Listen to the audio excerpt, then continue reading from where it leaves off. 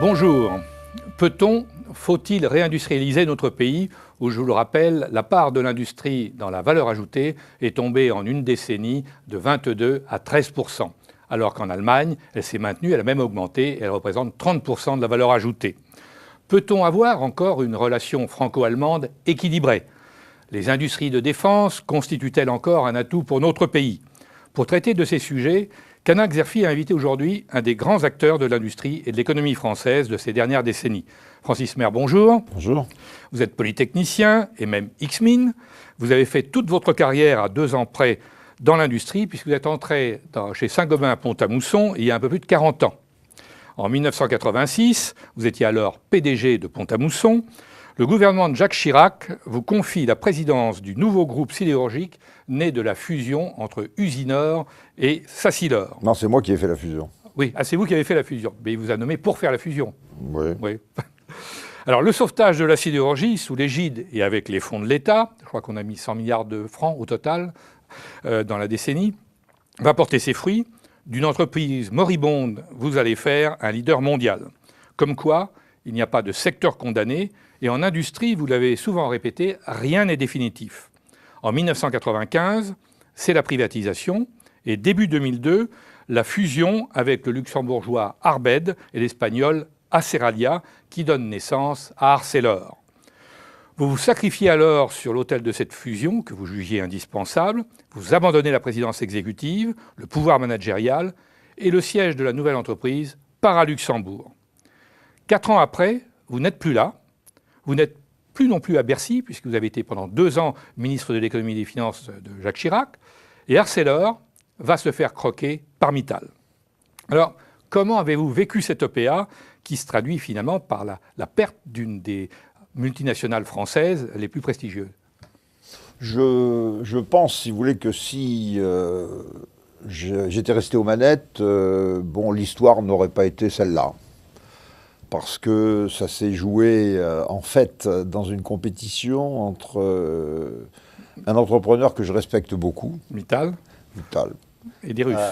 Et une entreprise, Arcelor, si vous voulez, qui, probablement parce qu'elle sortait quand même d'une période difficile que vous avez rappelée pendant 20 ans, n'avait pas autant l'esprit de risque que son collègue Mittal. Je me souviens très bien plusieurs fois avoir refusé d'acheter un certain nombre de sociétés sidérurgiques dans le monde qui étaient à vendre pour 100 sous et que Mittal achetait.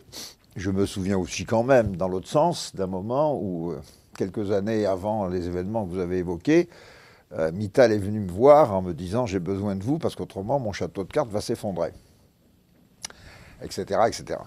Et donc, je ne l'ai pas vécu avec un grand plaisir, la fusion ArcelorMittal, parce que quand vous dites croquer par Mittal, même si Mittal a 40% du capital, c'est quand même, ça n'est que 40%. Oui, enfin, il a le pouvoir. Il a le pouvoir, donc personne ne le conteste.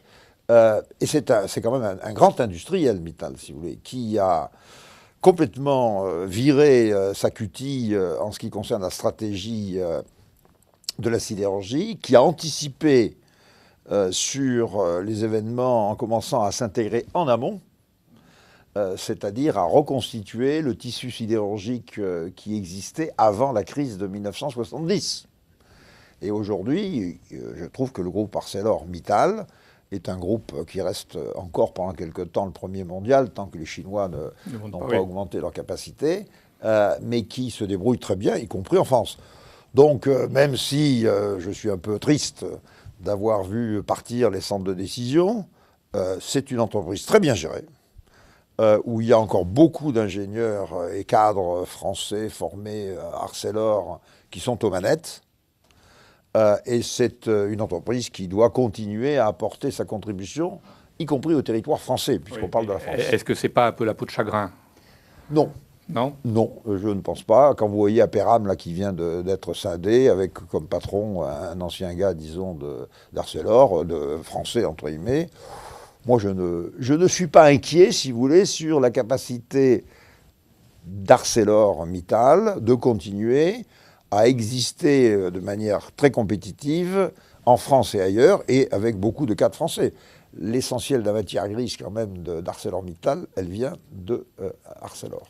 Oui, mais est-ce que les centres de recherche Les centres de recherche n'ont pas bougé. N'ont pas bougé. Si vous voulez, vous avez rappelé le passé, mais il est clair que dans une situation que j'ai découverte en 86, comme vous l'avez dit, deux choses amusantes. Premièrement, pourquoi est-ce que Usinor et Sassilor, à l'époque, n'avaient pas été fusionnés avant? Réponse. Les ministères de l'industrie successifs, notamment un que je ne citerai pas, considéraient qu'il était impensable d'avoir un seul sidérurgiste en France au nom de l'intérêt de la concurrence, oui. Pour les clients. Et les clients, à l'époque, s'appelaient largement aussi l'automobile. Oui, Renault, Peugeot. Oui. Voilà. Et deuxièmement, si vous voulez, après cette fusion, qu'est-ce qu'on a fait? On a, et c'est une manière de répondre aussi par anticipation à la suite, on a investi sur les hommes. Vous vous rendez compte? Certes, on a investi aussi matériellement, mais on a fondamentalement investi sur les hommes de deux manières. La première, en développant, sachant qu'on n'avait pas le premier rond, en développant quand même un effort de recherche-développement qui nous a amené au premier niveau mondial. Quand je suis arrivé, le benchmark, pour parler français, c'était Hogovens aux Pays-Bas, et c'était déjà Nippon Steel au Japon. Quand je suis parti, même Nippon Steel reconnaissait que nous étions meilleurs que lui en qualité à tous les sens du terme, et produits, etc. Et le deuxième investissement, et c'est un des sujets d'actualité, si vous voulez, ça a été de se dire, on ne peut pas réussir dans une entreprise industrielle sans les hommes et les femmes. Il n'y a pas beaucoup de femmes, c'est vrai, même si j'ai un souvenir d'une ingénieure chef de haut fourneau. On ne peut pas réussir sans les hommes, et par conséquent, il faut capitaliser dessus.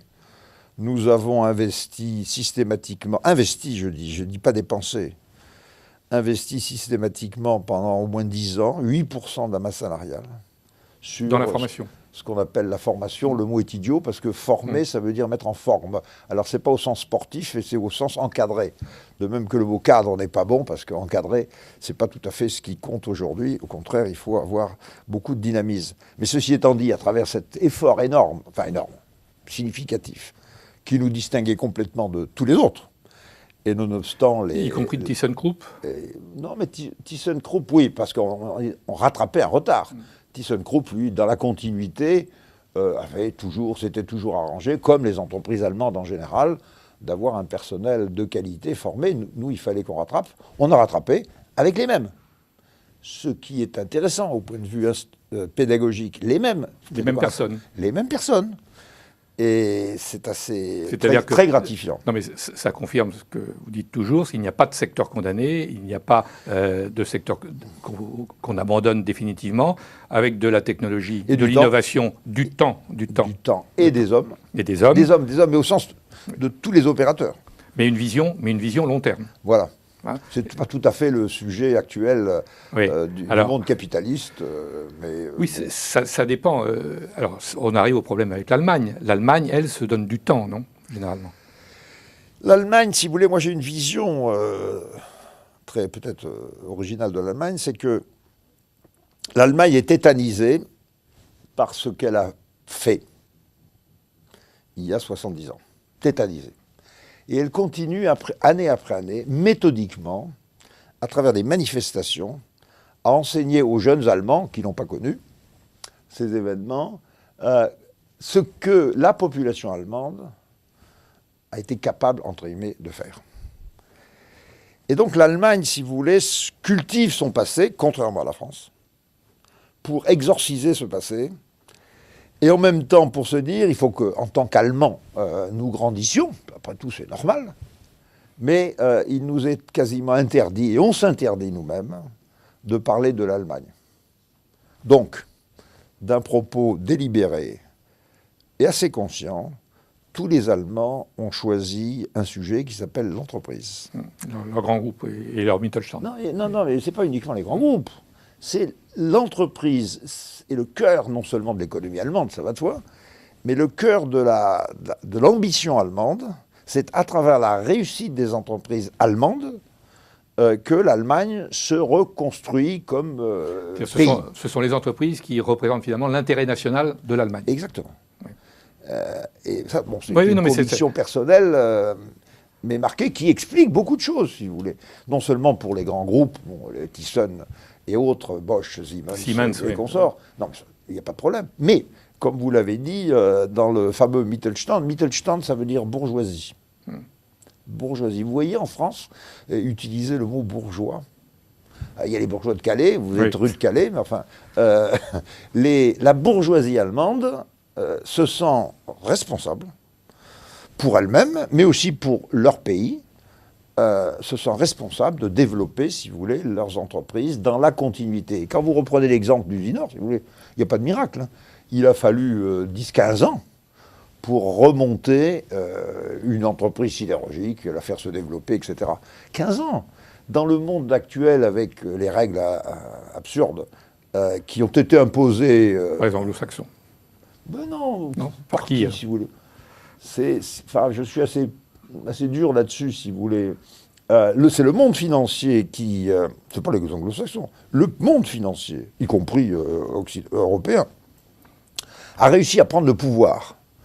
En oubliant... Vous avez vécu ça à Bercy. Oui, d'accord. A réussi à prendre le pouvoir en oubliant que, certes, l'industrie financière est très importante. Je n'en disconviens pas. Mais en oubliant qu'elle n'existe qu'à travers les autres, c'est-à-dire à travers l'économie, y compris l'industrie autre et les services, et en faisant un métier qui tourne sur elle-même.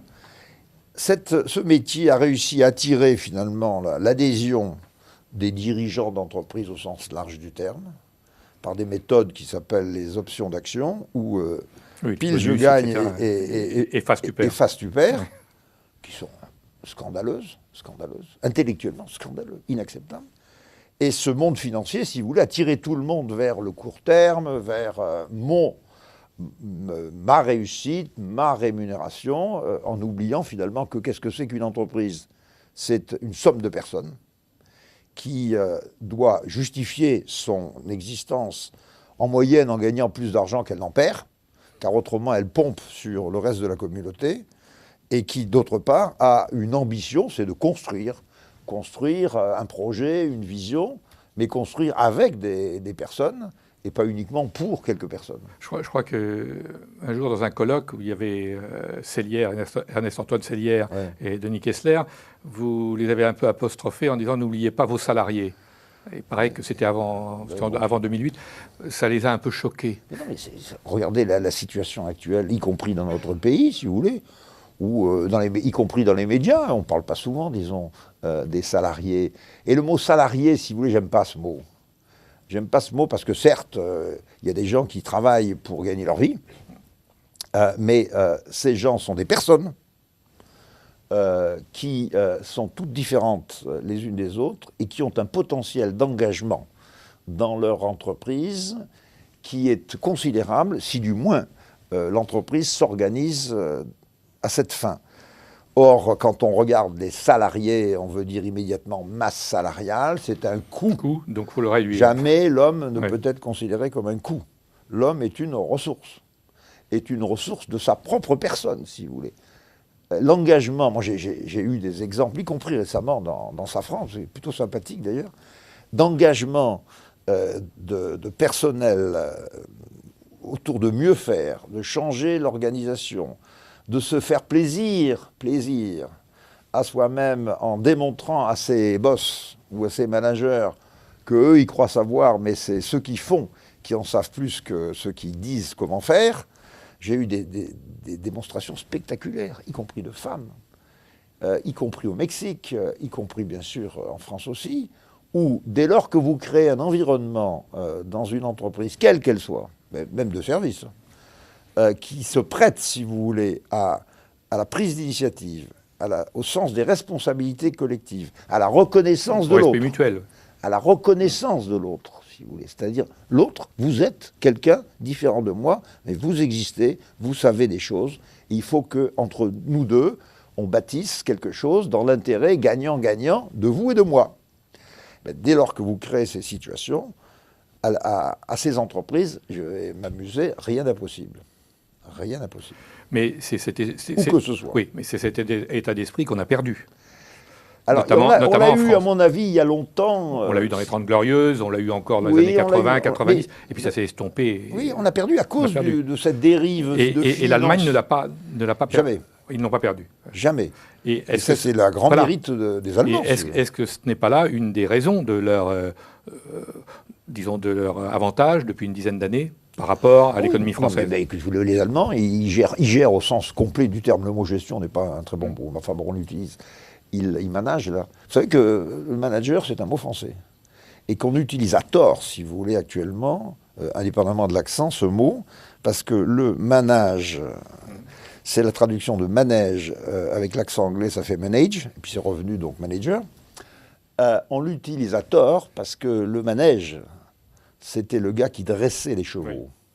Et dresser les chevaux, bon, c'est certainement très intéressant à Saumur et ailleurs, mais c'est absolument pas ce que nous devons faire dans le monde actuel, notamment dans la relation entre le manager et les opérateurs. Parce que dans les différences de compétitivité entre la France et l'Allemagne, c'est pas essentiellement un problème de coût du travail. Absolument pas. Hein? Non, ça c'est du baratin, si vous voulez. Oui. Le problème de fond, c'est qu'on cherche toujours le bouc émissaire. Je suis un très, très fort lecteur de René Girard.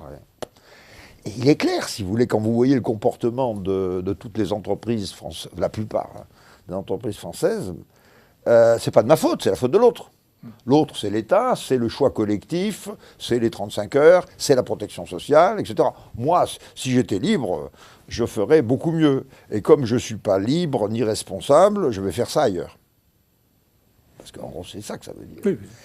Et je suis assez interloqué, disons, de voir finalement la facilité avec laquelle beaucoup de dirigeants, au sens très large du terme, dans notre économie française, se donnent bonne conscience. En disant, c'est pas de ma faute, je fais pour le mieux. Et en plus, vous avez des médias qui en rajoutent une couche. Oui, c'est vrai. Hein? Tout à fait. Mais l'euro, est-ce que l'euro est un facteur de non-compétitivité pour l'économie française? C'est pas tellement... Non, ça, je n'y crois pas du tout. Il y a un problème qui a été introduit par M. Nixon en août. 15 août 1971. Voilà, tout ça pour financer la guerre du Vietnam, il faut se rappeler, qui a consisté à supprimer l'ordre monétaire qui avait été créé par les Américains en 1945. Donc on est dans un monde flottant. Bon, le dollar a eu la position que la livre sterling avait au début du siècle précédent. Bon, c'est comme ça, c'est l'histoire. D'ailleurs, c'est quand même l'Amérique qui reste encore le pays le plus dominant. Le problème, c'est qu'il faudrait que toutes les monnaies flottent en même temps. Alors, il y en a une qui n'a pas envie de flotter, pour le moment, c'est la monnaie chinoise, le renminbi, comme on dit, ou le yuan. Ils ont tout compris. Ils ont tout compris. Ils sont indexés sur le dollar. Non, mais ils sont remarquablement généreux. Moi, j'ai une grande admiration, soyons clairs. Je ne suis pas communiste pour dessous, mais je sais. J'ai une grande admiration pour la maîtrise avec laquelle, jusqu'à présent, depuis 30 ans, ou 35 ans maintenant à peu près, la Chine gère son changement, gère son développement. C'est une vraie stratégie. Oui, je vais vous la résumer, la stratégie. Pas compliqué. La stratégie chinoise est de dire, en 2040, j'ai un énorme problème, c'est le renversement de la pyramide démographique. Et donc mon devoir de Chinois, c'est pas moi qui parle, ce sont les Chinois que j'ai rencontrés, y compris les hommes d'affaires, et pas uniquement les politiques.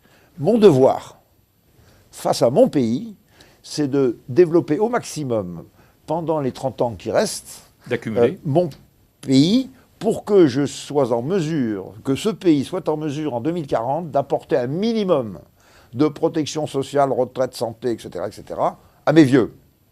Eh bien, quand vous entendez un ministre vous dire ça, ça a de la gueule. Mais c'est pas la même chose pour l'Allemagne ? Alors l'Allemagne, si vous voulez, on a une situation démographique européenne qui est très, très, très mauvaise, soyons clairs. Alors on s'en sort un peu mieux que les autres. Sauf la France, oui. On s'en sort un peu mieux, on n'est pas tout à fait au renouvellement, on a besoin de quelques immigrés, si vous voulez. Oui, non. Les autres, c'est 1,4. Oui. 1,4 contre 2, 2,1, si vous voulez. C'est-à-dire que le déclin démographique des populations européennes est inscrit dans les astres des 30 ou 40 prochaines années, sauf s'il y a des événements, c'est-à-dire que les femmes, puisque maintenant on peut avoir des enfants sans hommes quasiment, du moins sans être obligé de rester avec un homme pendant un certain temps, si les femmes retrouvent du goût, d'envie à avoir des enfants. Et la bonne nouvelle, si vous voulez, que je vous apporte, à travers un sondage qui est très intéressant, sur lequel vous devriez faire plancher le responsable, un sondage sur l'état d'esprit de la génération Y, là on dit Y en français, c'est ça, 15-30 ans, dans le monde entier, 30 000 interviews informatiques, etc., y compris en France. Eh bien, la bonne nouvelle, c'est que contrairement à ce qu'on pourrait penser, la génération Y française et européenne en général, elle a envie d'avoir des enfants. Oui, oui. Alors, des enfants, ça... Mais il y a la démographie, qui est une science. Ce qui est passionnant, c'est que rien n'est écrit. Ça peut changer. Je vous rappelle quand même que c'est très intéressant quand même de se rappeler que le virage démographique français, entre une chute de la population qui a démarré en 1850... 41. Et qui a entraîné, comme on sait, si vous voulez, le déséquilibre complet de la population française et allemande, et donc les conséquences qui, à l'époque, découlaient de la masse. Avant, c'était nous qui étions le pays le plus peuplé, ensuite les Allemands. Le renversement s'est fait au pire moment, entre 42, je crois. Le pire moment... Mais la conception, c'est 41. Au pire moment, quand même, de la guerre, où on était au 36e dessous. Et... comme si les peuples, au fond d'eux-mêmes, ingéraient, sans bien le comprendre d'ailleurs, ce qui allait se passer. Il y a une sorte d'anticipation. Et en tout cas, moi, ce qui m'inquiète le plus, finalement, mais ce qui me rassure à travers ce sondage, c'est de voir cette évolution démographique de l'Europe. Car si l'Europe n'a pas envie de se survivre à elle-même, sans forcément augmenter sa population, mais au moins là, maintenant... il est clair, si vous voulez, que l'Europe sera un terrain d'immigration. Oui, et on sait d'où ça vient. Mais j'ai rien contre, d'ailleurs, d'où ça vient. Les événements actuels montrent que ça bouge. Quand vous découvrez statistiquement que la génération Y, dans toute la bande sud-méditerranée, 30% de la population, entre 15 et 29 ans. Et ils sont chômeurs. Ils sont chômeurs. Et ce sont eux qui feront leur pays. Oui.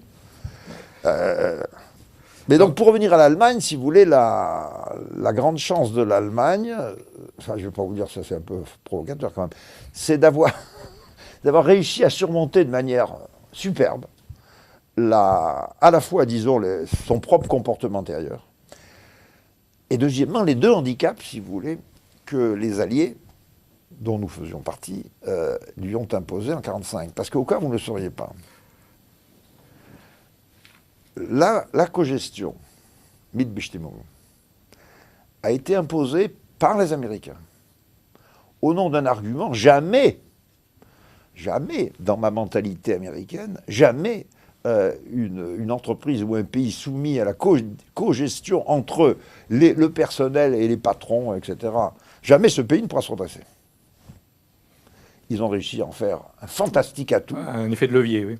Non, pas de levier, non, un atout fantastique pour finalement créer en Allemagne, ce qui n'existe pas encore en France, même si les syndicats bougent dans le bon sens, les patrons moins. C'est-à-dire l'idée que autour de l'entreprise, vous avez des intérêts éventuellement qui ne sont pas tous convergents, sauf à travers l'intérêt de l'entreprise, la cogestion, qui est un atout majeur, si vous voulez. Et le deuxième ? Alors le deuxième, il a été, tenez-vous bien, imposé par la France. La France, État centralisateur, centralisé, Louis XIV, etc., en disant, si j'oblige les Allemands à être une succession de Länder, jamais ils ne sauront gérer leur redressement. Et dans le monde d'aujourd'hui, avoir, si vous voulez, la Bavière, qui a un point de vue différent de Sachsen-Anstalt, etc., avec sur le terrain, en matière régionale, une symbiose entre le monde économique, le monde politique, etc., est un atout fantastique que, malheureusement, en France, on n'a pas réussi à développer à travers notre régionalisation. Oui, mais ça, chaque pays a son histoire. Non, mais je sais. Mais il se trouve, si vous voulez, que les deux contraintes qui avaient été mises par... Oui, ils ont fait du jus dessus. Ils l'ont récupéré. Non, ils ont transformé une contrainte en opportunité. En opportunité. Ça s'appelle la crise. Alors, en chinois. Oui. Il y a un domaine où ils ne sont pas, par les contraintes de la fin de la guerre et aussi par volonté, ce sont les industries de défense. Oui. Ils commencent à y être. Alors, oui, ils y sont, mais ils ne veulent pas ils sont tétanisés par leur comportement passé. Exactement, non, mais on comprend. Alors, la France, elle, l'aérospace, Defense Aerospace, c'est un des outils, un des atouts de notre industrie. Est-ce que vous ne craignez pas que, et Safran, est un des grands acteurs, hein, petit en défense, plus grand. En aéronautique, en aéronautique, je rappelle, civil, Safran, vous êtes numéro 1 mondial pour les moteurs, hein, avec General Electric, moteur d'hélicoptère, moteur d'avion, la biométrie avec Sagem, etc. Bon. Donc, vous faites plus de 10 milliards de chiffre d'affaires, 55 000 employés, etc.